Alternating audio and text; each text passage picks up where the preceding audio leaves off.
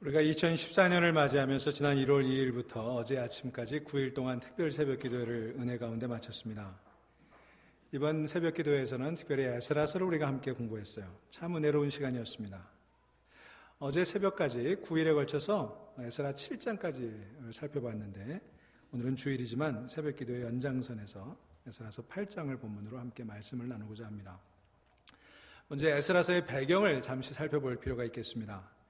이스라엘은 솔로몬 왕 이후에 나라가 남북 왕조로 갈라졌어요. 남유다와 북이스라엘로 갈라졌는데 북이스라엘은 이제 아수르라고 하는 나라에 패망을 하게 됩니다. 그리고 남유다는 그보다 한 150년간 더 나라를 유지하다가 아수르를 제압하고 중근동 지방의 새로운 패권을 잡게 된 바벨론이라고 하는 나라에 패망을 하게 됩니다. 그 바벨론은 예루살렘 성을 완전히 무너뜨리고 그리고 왕족과 귀족 그리고 지도층들을 바벨론으로 포로로 잡아가게 됩니다. 그렇게 포로로 잡혀간 세월이 70년이 흘렀습니다. 사실 이 이스라엘의 바벨론 포로 생활은 저들의 죄에 대한 디바인 퍼니시먼트, 하나님의 징계였습니다. 그러나 하나님께서는 징계하는 것으로 저들을 내버려 두시지 않았습니다. 하나님께서는 디바인 그레이스, 하나님의 은총으로 저들을 구해 주셨습니다. 바벨론을 정복하고 새로 중근동 지방의 패권을 장악한 페르시아 바사 왕국의 고레스 왕이 유대 백성들로 하여금 고향 고국으로 돌아가서 예루살렘의 성전을 재건하고 그곳에서 살도록 칙령을 내린 것입니다.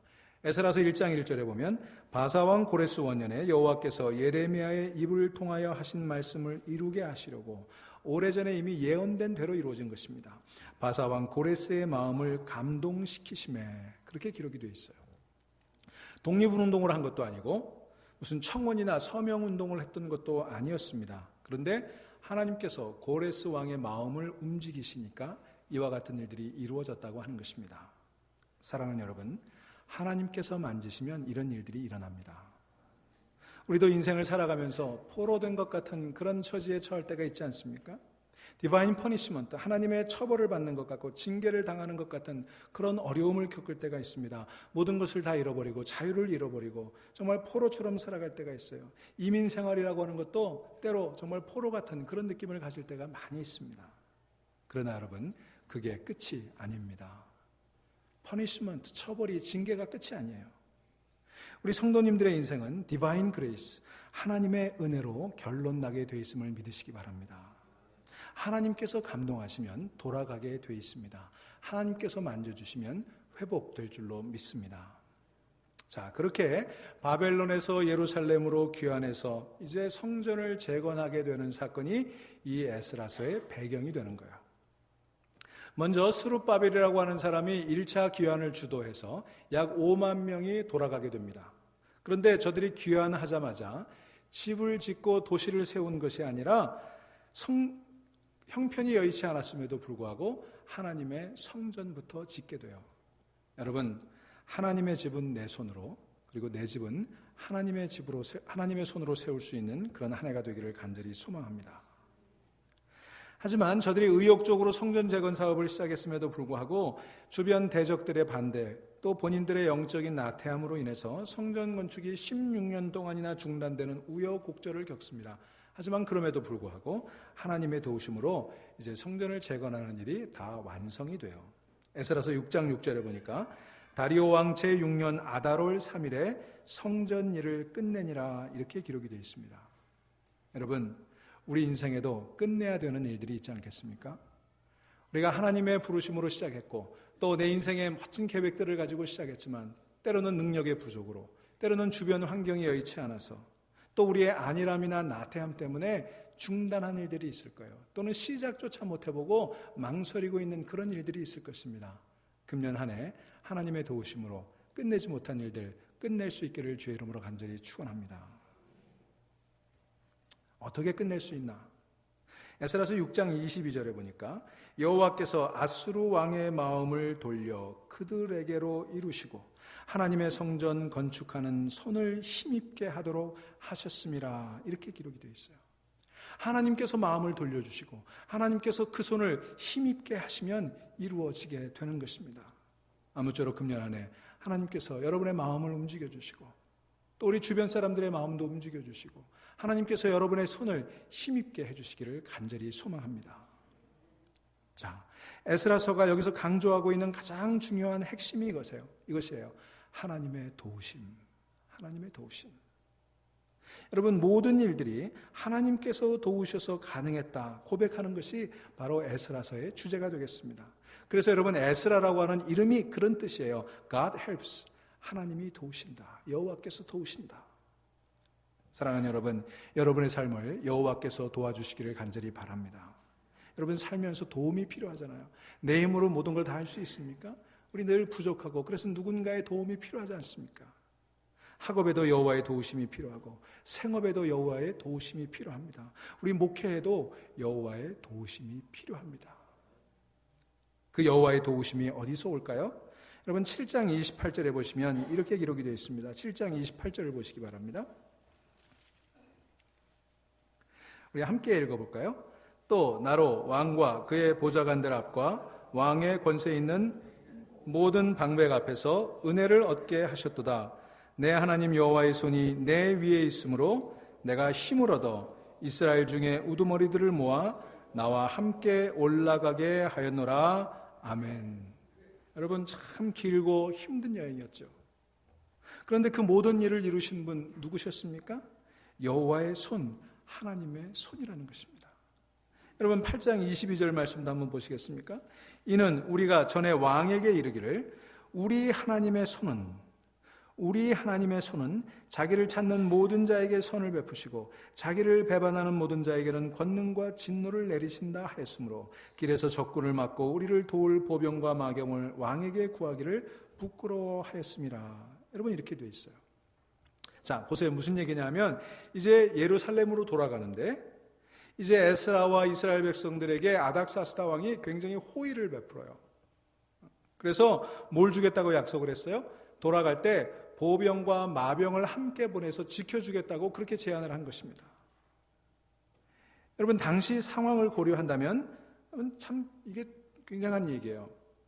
1차 귀환 때 수르바벨과 함께 약 5만 명 정도가 돌아갔어요. 그리고 이제 2차 귀환 때 에스라와 함께 수천 명이 귀환을 하는데 당시 상황을 고려해 본다면 이 예루살렘으로 돌아가는 일이 보통 일이 아닙니다. 지금처럼 교통이 편리한 때도 아니고 도로가 잘 닦여 있는 때도 아니고 중간중간에 무슨 마을이 제대로 있고 숙박시설이 있는 것도 아니었습니다. 그저 걸어서 가는 여정이에요. 약 4개월이 걸렸다고 성경은 기록하고 있어요. 그 4개월을 길도 제대로 나지 않은 곳에 수천 명이 많은 짐을 가지고 걸어갑니다. 또 그들이 성전에서 쓰게 될 여러 가지 귀한 보물들을 가지고 가거든요. 여러분, 그게 소문이 안 났겠어요? 그 귀한 길이 무려 800마일이에요. 그 길을 걸어가는데 여러분, 인명과 재산을 지키기 위해서 보병과 마병이 필요했어요. 그래서 아삭다스다 왕이 그걸 보내주겠다는 거예요. 얼마나 고마운 얘기입니까? 그런데 여러분, 에스라가 여기서 그것을 거절합니다. 보병과 마병을 사양했어요. 만약에 여러분께서 에스라의 입장에서 한번 생각을 해보십시오. 이 보병과 마병을 사양한다는 게 쉬운 일입니까? 사람들이 뭐라고 그랬겠어요? 에스라가 기병과 모병을 사양했다는 얘기를 듣고 냉큼 준다고 할 때 받을 일이지 왜 그것을 사양하냐고 그러고 투덜거리지 않았겠어요? 에스라의 리더십에 도전하는 사람이 있지 않았겠습니까? 야, 이거 에스라 믿고 갈 수 있겠어? 여러분, 우리 교회가 성전 건축하고 그러는데 누군가 밖에서 내가 10만 불 도네이션 하겠다 그러는데 제가 거절했다고 생각해 보십시오. 여러분, 가만히 계시겠어요? 그런데 여러분, 에스라가 뭐라고 얘기합니까? 21절 보시기 바랍니다. 그때 내가 아와 강가에서 금식을 선포하고 우리 하나님 앞에서 스스로 겸비하여 우리와 우리 어린아이와 모든 소유를 위하여 평탄한 길을 그에게 구하였으니 그랬어요. 에스라는 그렇게 얘기합니다. 금식하며 기도하자. 스스로 겸손하자. 평탄한 길을 달라고 그분에게 하나님께 기도하자. 그러면서 22절에 길에서 적군을 막고 우리를 도울 보병과 마병을 왕에게 구하기를 부끄러워하였음이니라. 이렇게 거절했던 거예요. 여러분, 다시 한번 그 상황을 한번 생각해 보세요. 여러분, 우리는 에스라처럼 할 수 있을까요? 더 정직하게 물으면 에스라가 한 일이 여러분 옳다고 생각하세요? 마병과 보병을 거절하는 게 옳은가? 여러분, 이거 쉽지 않은 얘기 아니겠습니까? 이 수천 명의 이스라엘 사람들이 거기 동의했겠어요? 어쩌면 에스라를 따라서 예루살렘으로 가겠다고 결단했던 사람들 가운데 나 그럼 못 가겠다. 보병과 마병 거절하고 우리끼리 가면 나 못 가겠다. 그러고 주저앉겠다고 하는 사람들도 많이 생겼을 거예요. 여러분 잘 한번 생각해 보세요. 이 에스라가 보병과 마병을 이렇게 포기하는 것이 영적인 분별력입니까? 아니면 영적인 허세입니까? 여러분 교회에서도요. 목회하다 보면 여러 가지 일을 하면서 보병과 마병을 거절해야 될 때가 있어요. 그때 여러분 의견이 반분되지 않겠어요? 양분되지 않겠어요? 한쪽에서는 그게 하나님의 뜻이고 그게 옳은 것이라고 우리 보병과 마병을 거절하고 우리끼리 우리 믿음을 가지고 가자 이렇게 주장하는 사람들도 있을 것이고 또 다른 한쪽에서는 그것은 너무나 비이성적이고 비현실적인 거라고 공격하는 사람들이 있을 거예요. 꼭 믿음이 그래야만 되느냐? 그렇게 얘기하는 사람도 있을 거예요. 어느 쪽이 많을까요? 후자가 많을 거예요.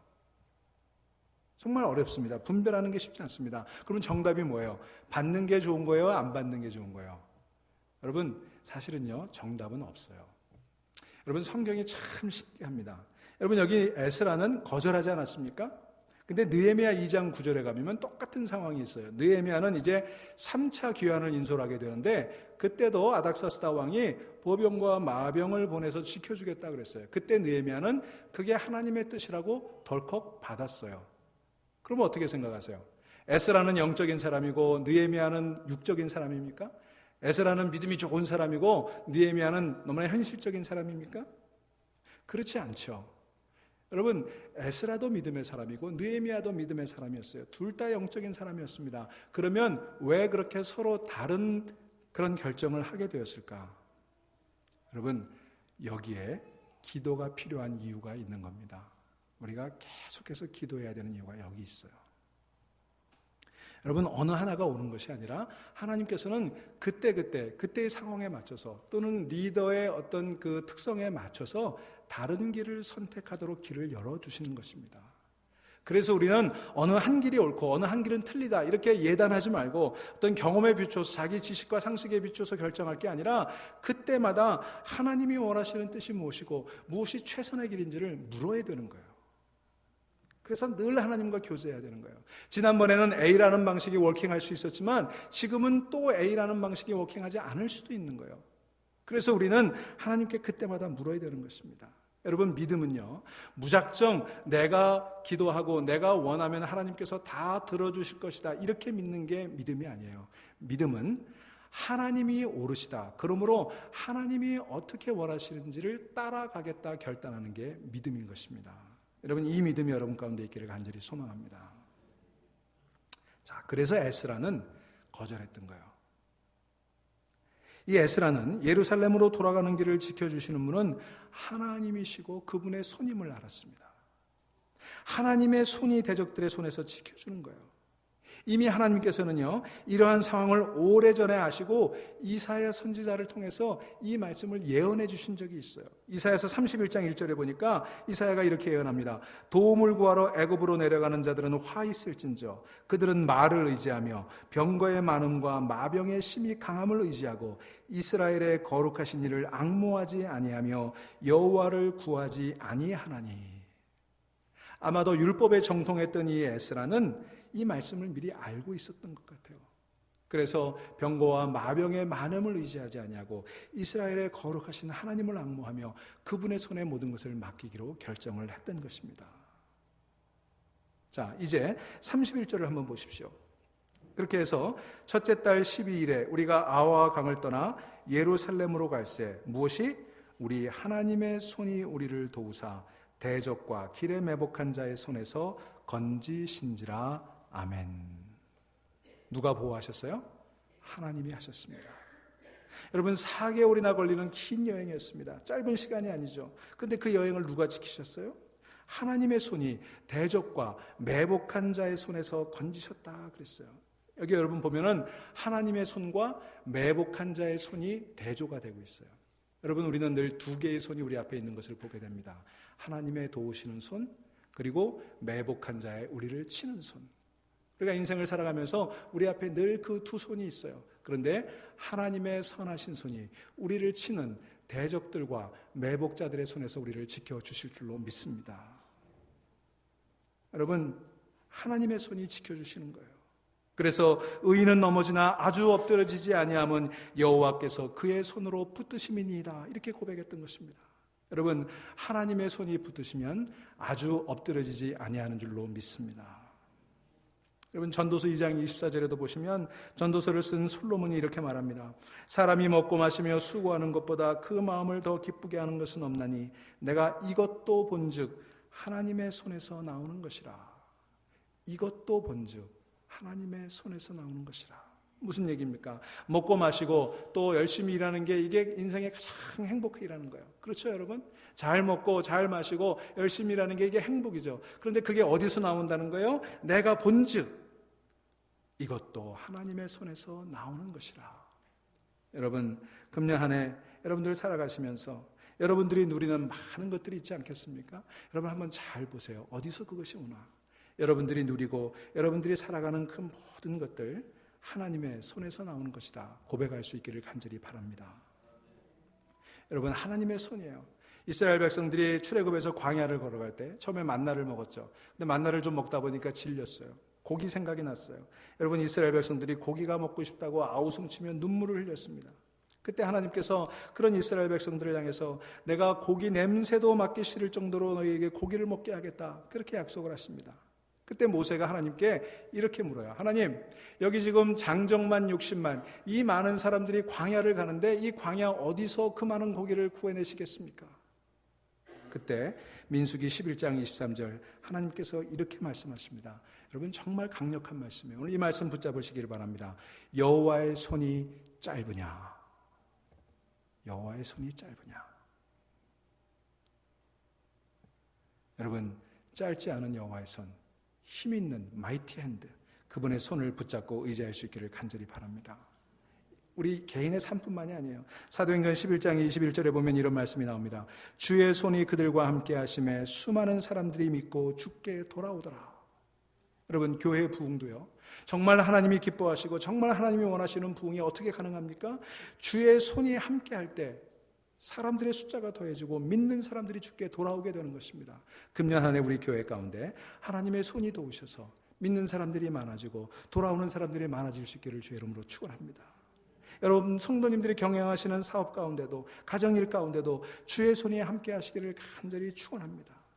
그렇게 되면 주의 손이 함께 하실 때 모든 일들이 순적하게 이루어지고 순리대로 이루어지고 그리고 beyond our expectation, 우리의 기대를 뛰어넘는 놀라운 열매를 맺게 되는 것입니다. 자, 이제 18절 말씀 한번 보시기 바랍니다.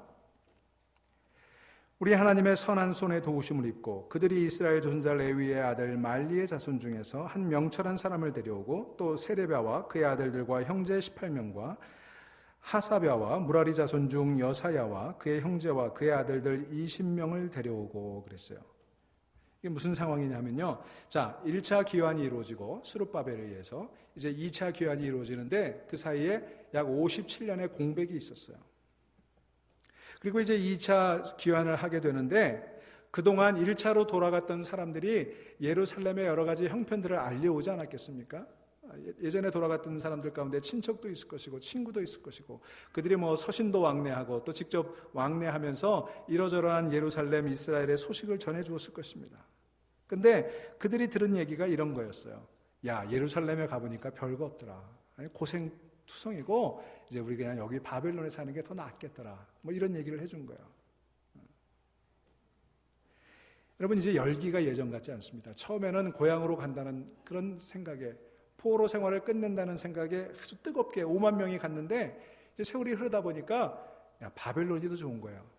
옛날에는 한국 간다는 생각에 막 기뻤는데 가보니까 별거 아닌 거예요. 미국이 더 좋은 거예요. 못 가겠다는 거예요. 그래서 이제 돌아갈 사람들을 모아봤는데 놀랍게도 레위 지파 사람들 가운데 한 사람도 오질 않았어요. 여러분, 지금 이스라엘로 돌아가면서 성전에서 쓸 성전 기물들, 예물들 이런 것들은 누가 옮기게 됐어요? 레위 지파 사람들이 만져야 되거든요. 근데 레위 지파 사람이 하나도 오지 않은 거예요. 문제가 생긴 것입니다. 여러분, 지금 그들이 돌아가게 된 것 하나님께서 하신 일이잖아요. 그런데도 문제가 생겼어요. 여러분, 우리가 여기서 교훈을 얻을 게 있습니다. 우리가 귀한 일을 할 때 하나님의 일을 할 때, 교회 일을 할 때도 하나님이 함께 하신다고 해서 모든 일이 그냥 순조롭게만 이루어지는 건 아니라는 사실이에요. 여러분, 하나님의 일이 일사천리로 이루어지는 것이 성경 어디에 있습니까? 그런 적이 없어요. 하나님의 일도 항상 어려움이 있고 항상 문제가 있는 거예요. 그러니 여러분, 교회에 문제가 있다고 염려하지 마시기 바랍니다. 그것들을 통해서 하나님께서 역사하실 줄로 믿습니다. 자, 이제 레위 지파조차 제사장 그룹들조차 예루살렘으로 귀환하는 일을 포기했어요. 그런데 그들을 누가 설득합니까? 우리가 읽은 18절 말씀해 보니까 우리 하나님의 선한 손에 도우심을 입고, 아무도 가려고 하지 않았는데 선한 하나님의 손이 도우시니까 사람들이 다시 돌아오기 시작을 한 것입니다. 여러분, 사람을 움직이는 것도 사람이 하는 게 아닙니다. 하나님의 손이 움직이져 주셔야 사람들이 움직이는 것입니다. 하나님께서 감동하시니까 저 바사왕 고레스의 마음도 움직이지 않았습니까? 여러분, 사람이 움직여서 하는 일에는 늘 한계가 있어요. 여러분, 우리가 어떤 일을 하다 보면 이해관계 때문에 사람이 움직이기도 하죠. 그러나 이해관계 때문에 움직이면 얼마 못 갑니다. 이해관계가 사라지면 등 돌리는 거예요. 체면 때문에 움직이는 경우들도 있습니다. 마찬가지예요. 다 떨어지는 것입니다. 하나님이 움직여 주셔야 움직이는 것입니다. 오늘도 우리가 여러 사역자들을 임명했습니다만 이 사역자들 임명하는 거 쉬운 일이 아니에요. 여러분, 이 목회자들은 12월부터 1월까지 얼마나 머리가 아픈지 몰라요. 집사님, 권사님, 이 일 좀 맡아주시겠습니까? 그럼 감사합니다. 제가 부족하지만 열심히 해보겠습니다. 이렇게 얘기하는 분들은 거의 없어요. 하나님이 움직여 주시니까 오늘도 이렇게 많은 분들을 임명하게 된 거 아닙니까? 한 목사가 움직인 거 아니에요. 하나님이 하신 줄로 믿습니다. 여러분, 세상에서는요, 돈이 있으면 사람이 모여요. 그래서 정치도 돈 아닙니까? 돈 있는 곳에 모여요. 여러분, 철새 정치인들 얘기하는데 이해가 있고 돈이 있으면 모여요. 하지만 흩어져 버리지 않습니까? 여러분, 돈이 사람을 모으지만 돈이 참된 인재를 모으지는 못합니다. 참된 인재는 누가 모읍니까? 하나님께서 모으십니다. 참된 인재는 거룩한 비전이 모으게 되는 줄로 믿습니다. 우리 교회가 거룩한 비전을 붙들고 갈 때 정말 좋은 인재들이 많이 모여지게 될 줄로 믿습니다. 여러분, 그렇게 될 때 그 모인 사람은 비록 소수라고 할지라도 세상을 바꿀 수가 있어요. 여러분, 숫자 가지고 세상이 바뀌는 거 아닙니다. 절대로 세상이 숫자로 바뀌지 않습니다. 누구로 바뀌어요? 예수 그리스도의 제자들로 바뀌게 되는 것입니다. 12명의 제자들로 세상이 바뀌는 거예요. 저는 우리 교회 중앙교회 성도님들이 다 그리스도의 제자들 될 수 있기를 주의 이름으로 축원합니다. 여러분, 세상이 몇 명으로 바꿔질 수 있을까? 성경에 보니까 세상은 5만 명에 의해서 바뀔 수 있습니다. 다윗 왕에게는 5만 명의 군대가 있었어요. 역대상 12장 33절에 보니까 두 마음을 품지 아니하고 능히 진영에 나아가서 싸움을 잘하는 자가 5만 명이요. 여러분, 우리는 5만 명으로 세상을 바꿀 수 있습니다. 하지만 5만 명이 없다면 어떻게 될까요? 그래도 우리는 세상을 바꿀 수가 있습니다. 세상은 7천 명에 의해 바뀔 수가 있죠. 하나님께서 엘리야에게 열왕기상 19장에서 말씀하십니다. 이스라엘 가운데 7천 명을 남기리니 다 바알에게 무릎을 꿇지 아니하고 다 바알에게 입 맞추지 아니한 자니라. 엘리야 시대 7천 명의 사람들을 하나님의 일을 위해서 예비하셨다면 오늘날에도 분명 하나님을 위한 7천 명, 바알에게 무릎 꿇지 않은 7천 명, 성결한 사람 7천 명이 있을 것입니다. 그들이 세상을 바꿀 거예요. 하지만 여러분, 그렇지 않더라도 세상은 여전히 바꿀 수 있습니다. 세상은요, 300명만 있으면 바꿀 수 있어요. 기드온은 소수정의 300명으로 승리를 얻을 수 있었습니다. 사사기 7장 7절 말씀, 여호와께서 기드온에게 이르시되 내가 이 물을 핥아먹은 300명으로 너희를 구원하며 미디안을 내 손에 넘겨주리니 남은 백성은 각각 자기의 처소로 돌아갈 것이니라. 여러분, 부름받은 300명, 이 소수정의 300명, 준비된 하나님의 일꾼 300명이면 우리는 세상을 능히 바꿀 수 있습니다. 하지만 300명이 없어도 여러분 낙심하지 마십시오. 세상은 120명으로 바꿀 수가 있습니다. 예수님께서 승천하신 후에 남아있던 120명이 모여서 기도했습니다. 한 곳에 모여 한 마음으로 약속을 기다렸습니다. 성령 충만이 임할 때까지 그들은 기도했다고 사도행전 4장 31절이 말하지 않습니까? 오순절 마가의 다락방에 모여있던 120명의 사람들이 세상을 바꿔놓았어요. 여러분, 그러면 120명이 없을 때 어떡할까요? 120명이 없어도 여전히 우리에게는 희망이 있습니다. 세상은 50명으로 바꿀 수가 있습니다. 20세기 초 위대한 복음 전도자였던 로버트 스피어는 이렇게 얘기합니다. 1917년에 그가 이런 말을 했어요. 만일 회중 가운데 거룩한 기도의 장소로 들어가서 하나님을 체험하고 기도의 열정에 사로잡히는 50명만 있다면 교회의 역사는 바뀔 것이다. 여러분, 거룩한 기도의 장소로 들어가서 열정을 가지고 하나님을 체험하는 사람, 기도의 열정에 사로잡힌 사람 50명은 우리 교회에도 있지 않겠습니까? 그 50명으로 세상을 바꿀 수가 있는 것입니다. 하지만 그런 50명이 없더라도 여러분, 우리는 실망할 필요가 없습니다. 왜냐하면 세상은 10명으로 바꿀 수 있기 때문입니다. 저 유명한 무디는 만일 10사람이 하나님의 뜻에 전폭적으로 헌신한다면 그들은 세상을 바꿀 수 있을 것이다. 그렇게 역설한 바가 있습니다. 여러분, 하나님께서 소돔과 고모라 성을 심판하시기에 앞서 창세기 18장 32절에 뭐라고 말씀하십니까? 아브라함에게 이렇게 말씀하시죠. 내가 신명으로 말미암아 멸하지 아니하리라. 여러분, 10사람이면 망하기 직전에 세상도 구할 수 있고 임박한 심판도 면할 수가 있는 것입니다. 오늘 죄악으로 가득 찬 이 세상이 멸망 직전에 있지만 10사람이 있으면 이 세상을 구할 수 있는 것으로 믿으시기를 바랍니다. 그러나 여러분, 세상은 의인 10사람이 없어도 포기하지 마십시오. 여전히 바꿀 수 있어요. 세상을 바꾸는 데는 굳이 10사람이 필요하지 않습니다. 세상은 2사람으로 바꿀 수가 있습니다. 예수님께서 마태복음 18장에 말씀하십니다. 진실로 다시 너희에게 이르노니 너희 중에 2사람이 땅에서 합심하여 무엇든지 구하면 하늘에 계신 내 아버지께서 그들을 위하여 이루게 하시리라. 아멘. 여러분, 땅에서 2사람이 예수의 이름으로 모여 기도하면 무엇을 구하든지 하늘에서 이루신다 그랬어요. 여러분, 2사람으로 세상을 바꿀 수 있는 줄로 믿으시기를 바랍니다. 그러면 그 2사람이 누굴까요? 여러분, 두리번거릴 필요가 없어요. 그 2사람은 바로 너와 나입니다. You and me. 바로 너와 나, 바로 여러분과 제가 이 세상을 바꿀 수가 있습니다. 하나님은 바로 저와 여러분 단 2사람을 지금 부르고 계십니다. 왜냐하면 저와 여러분 2사람이 바로 이 세상을 바꿀 수 있기 때문인 것입니다. 여러분, 우리 인생길이 어떤 의미에서는 바벨론에서 예루살렘으로 돌아가는 길과 같지 않겠습니까? 먼 길입니다. 어려운 길입니다. 우리가 다 지금 그 길을 걸어가고 있는 거예요. 좁은 길입니다. 가려는 사람들이 많지 않아요. 여러분, 아무쪼록 이 힘들고 어려운 길, 그러나 주님의 손이 도우시리라 믿고 묵묵히 걸어가는 여러분들 수 있기를 주의 이름으로 축원합니다. 금식하고 기도하며 가지 않으면 걸어가기 어려운 길이에요.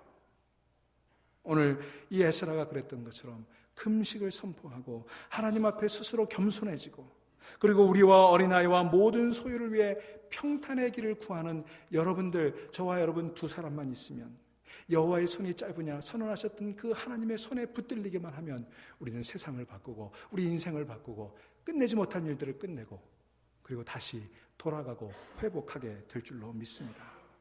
참으로 이제 세상을 바꾸는 또 한 번의 대부흥운동이 필요한 때 아니겠습니까? 우리 교회 안에 또다시 부흥의 물결이 일어야 될 때가 아니겠습니까? 누가 할 수 있습니까? 바로 저와 여러분인 것입니다. 졸지 버나드 쇼라고 하는 분이 이런 말을 했습니다. 합리적인 사람은 세상을 자신에게 적응시킨다. 세상에 자신을 적응시킨다. 그러나 비합리적인 사람은 세상을 자신에게 적응시키려고 노력한다. 따라서 모든 진보는 사실상 이 비합리적인 사람들에게 달려있다. 여러분, 이 비합리적인 것이 바로 믿음 아니겠습니까? 세상이 다 안 된다고 할 때, 세상이 다 불가능하다고 할 때 여호와의 손이 짧으냐 선포하며 주의 선하신 손에 붙들려 살아가는 사람, 금식하며 기도하며 살아가는 사람, 나와 너 2사람이면 세상을 바꿀 수 있다는 그런 믿음을 가지고 걸어가는 2사람에 의해 우리는 부흥을 이루게 될 줄로 믿습니다. 사랑하는 여러분, 아무쪼록 저와 여러분이 회개하고 마음을 합하여 세상을 바꾸려고 무모하게 달려든다면, 스스로 겸비하고 금식하며 하나님의 손에 붙들린다면 우리는 세상을 바꾸고 우리 가정을 바꾸고 우리 비즈니스를 바꾸고 우리 교회를 바꾸고 놀라운 부흥을 이루게 될 줄로 믿습니다. 조용히 묵상하시겠습니다.